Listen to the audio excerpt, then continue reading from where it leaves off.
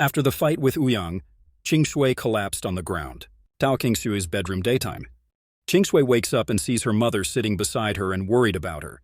Qingshui asks her mother about Junyang and if he is okay. Qingshui's mother tells her not to worry. Her mother also tells her that they still have a first-level healing elixir. She gave that to Junyang. He will recover in 3 days. She leaves her bedroom and closes the door. Qingshui sits for meditation and checks herself.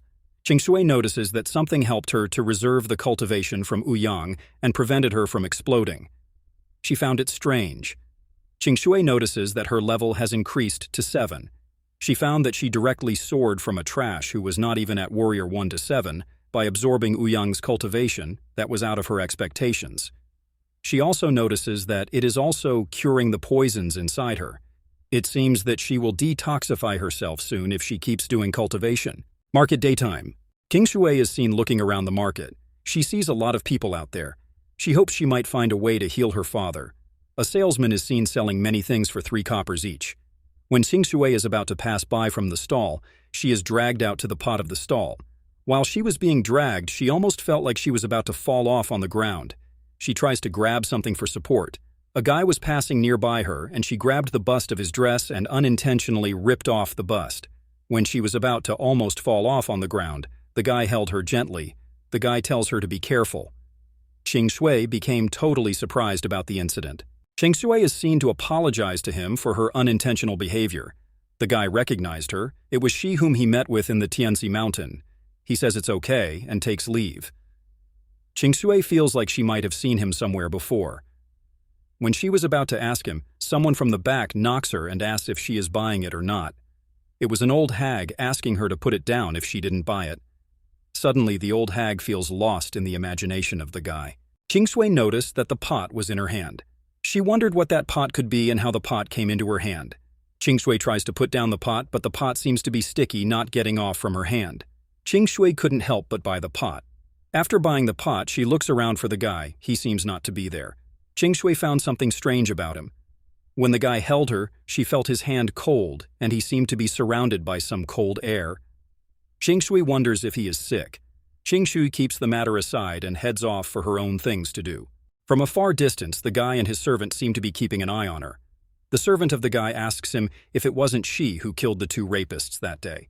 He also says she has made a huge improvement since the last time they met, but she couldn't recognize them. The guy also feels something off when he held her. He even wonders if that was an illusion. There seemed to be some warm air around her. The servant asks him why did he held her when he never let others touch him. The servant wonders if he fall in love with her. He also mentions that she looks a little bit ugly. The servant asks him what he thinks about the matter, but the guy ignores his words and takes leave alone. Next, Qingshui is seen in front of a pawn shop. Her mother gave her some of her jewelry. They are needed for money now.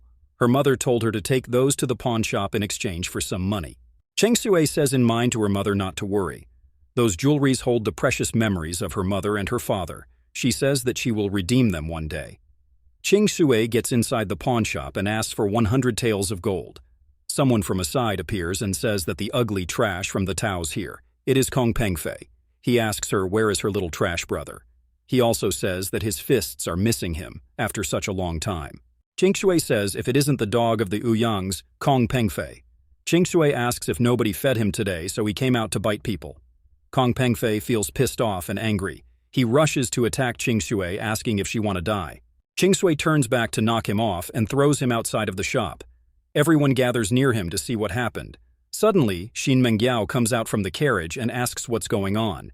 Everyone looks at her surprisingly and says, if it isn't Xin Mengyao.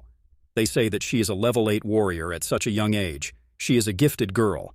People also say about her that she is also the only one with fire property in recent years in Jinyu State. Everyone praises her and says she is gorgeous. Xin Mengyao looks down and sees Mr. Kong laying on the ground. She asks him if he messed up with someone in the pawn shop. The pawn shop's owner comes out and gives her 100 taels for the gold. Xin Mengyao says Xin Ying's is her best friend. She guesses that she won't mind if she calls her sis Qingshui. She also says that because of the misunderstanding between her and Mr. Kong. She can't hit him so hard. She says that Qingshui vented her anger, so why don't she just let him go? Qingshui feels her words shit and tells her it is not her business. Random people there tells Qing Shui that how could she talk to Miss Xin like that? She meant well. Xin Mengyao bursts into tears and tells His Highness that his fiancée looks fierce and that she needs him to stand out for her. The prince comes out from the carriage and says she isn't his fiancée. She is nothing but an annoying follower. He also says he never accepted the engagement. Qing Shui says that he is right. It is she to be blamed on. Her eyes were blind back then. Otherwise, she wouldn't have fallen in love with anybody. The third prince gets pissed off by her words. Xin Mengyao tells him that he must know that Qing Shui has always been so dumb that she isn't aware of any etiquette. She tells him to forgive her. The third prince says to her that she is right. She is such a vulgar woman, doesn't worth his anger. He supports Xin Mengyao and says that he knows she is a kind girl and she would always speak for others. He also tells her to keep away from those annoyances. Otherwise, she will be late for the banquet he prepared for her. Xin Mengyao sighs and tells her that she would like to tell her a few words. She should be more tolerant and do some good things. Qing Shui agreed with her smile and said as though she said she will give a hand to Mr. Kong and do some good things. Qing Shui says that the silver in the Kong's pawn shop is so useless. Qing Shui burst the pawn shop's silver. When she burst, the silver coins spread out. The random people standing there rush toward those coins. They rush over to Mr. Kong's body, shouting money, money. Looking at the situation, they left shocked. Qing Shui comes toward Xin Mengyao and tells her that she had also some words for her too. Qing Shui tells her to stop seducing men. After all, it doesn't sound good to be a bitch couple. Xin Mengyao gets pissed off and she also badmouth her. 3 days later, Tianzi Mountain, daytime. Qing Shui is seen looking around Tianzi Mountain for herbs. She found some herbs, but those were not very precious, but they could be exchanged for some money. They can't rely on the pawn shop for their whole life. Qing Shui suddenly heard a sound coming behind the rids. She sees that a ginseng is being chased by a bear. It is a 10,000-year ginseng. She wonders, why is it here?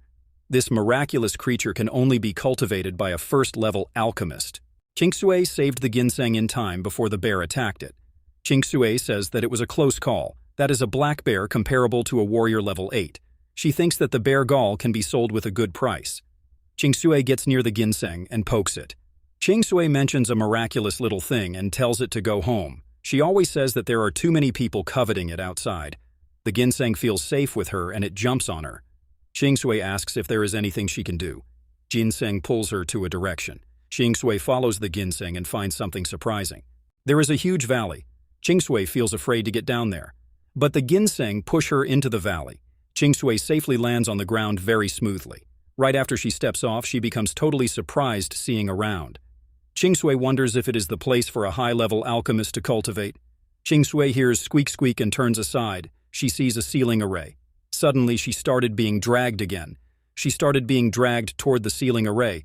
When her hand gets touched with the ceiling array, her hand gets cut, and blood comes out with her blood. The ceiling array gets activated.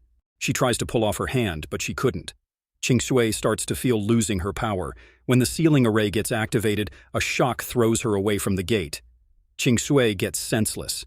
After a few moments, when she wakes up, she sees an old alchemist there.